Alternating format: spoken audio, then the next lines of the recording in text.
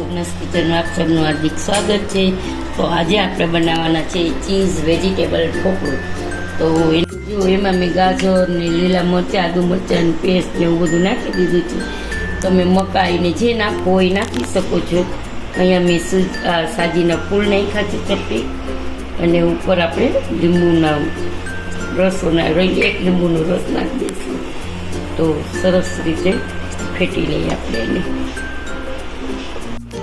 તો જુઓ મેં અહીંયા થાળી તેલ લગાવી અને રાખી દીધી છે તપવા માટે। તો હવે આપણે બધું બેટર છે ને એમાં ઉમેરી દઈશું। અને મગની દાળ છે ને છોકરાઓ દાળ ના ખાતા હોય તો પ્રોટીન મળે એમ છોકરાઓને, એટલા માટે આપણે આવું કરી કંઈક નાસ્તો કરીને ખવડાવશું તો છોકરાઓ ખાશે। તો જુઓ હવે આપણે ઉપર છે ને થોડુંક લાલ મરચું પાવડર નાખી દઈએ।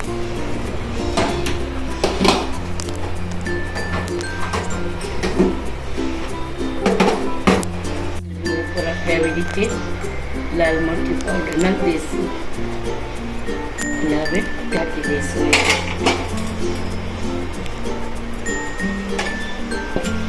તો આપણે આજે ચીઝ ઢોકળું બનાવવાના છે। જો ગાઈસ આપણું ઢોકળું તૈયાર છે, એટલે ચોટતું નથી, એટલે તૈયાર છે। તો મેં અહીંયા વઘાર મૂકી દીધો છે। તો આપણે રાઈ,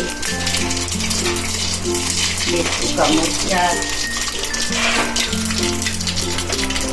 અને હિંગ અને અહીંયા તલ છે ને એ આપણે બધા નાખી દઈશું।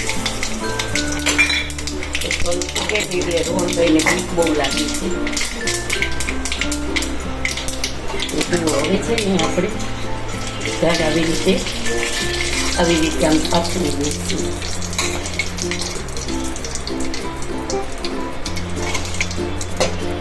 જેથી કરીને બધા આખા ઢોકળામાં આપણો વઘાર સરસ રીતે થઈ જશે।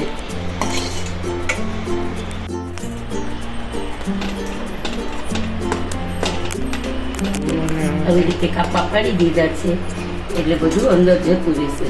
અને અહીંયા આપણે ચીઝની ગોટી છે એ આખી આપણે આમાં નાખી દઈશું। હું બહાર નથી કાઢતી થાળીને, કારણ કે થોડીક વાર આપણે એને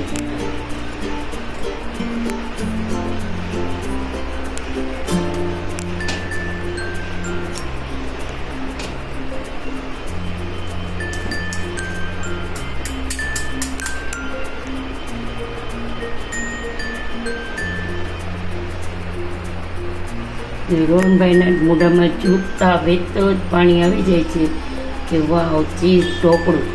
તો હવે છે ને આપણે એને થોડીક વાર માટે રાખી દઈશું, એટલે એ સરસ એકદમ મસ્ત થઈ જશે।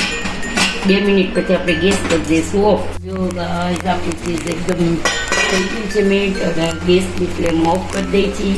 તો હવે આપણે જો આપણું ચાકુ સરસ રીતે નીકળી છે, તો આપણું ઢોકળું રેડી છે। તો હવે આપણે એને બંધ કરી દઈશું અને થોડીક વાર સીજાવા દઈશું। આજનો આપણો પીઝા નહીં, આપણો આજનું ચીઝ ઢોકળું તૈયાર છે। તો તમે જણાવજો કે કેવું લાગ્યું, અને નાના બાળકો તો હોંશે માંગી ખાશે, અને દાળ છે એટલે પ્રોટીન પણ મળશે। તો આજનો વિડીયો તમને કેવો લાગ્યો તે જરૂરથી જણાવજો, લાઈક કરજો, શેર કરજો, અને કમેન્ટમાં જરૂરથી બતાવજો કે આજનો વિડીયો કેવો લાગ્યો। જય શ્રી કૃષ્ણ, જય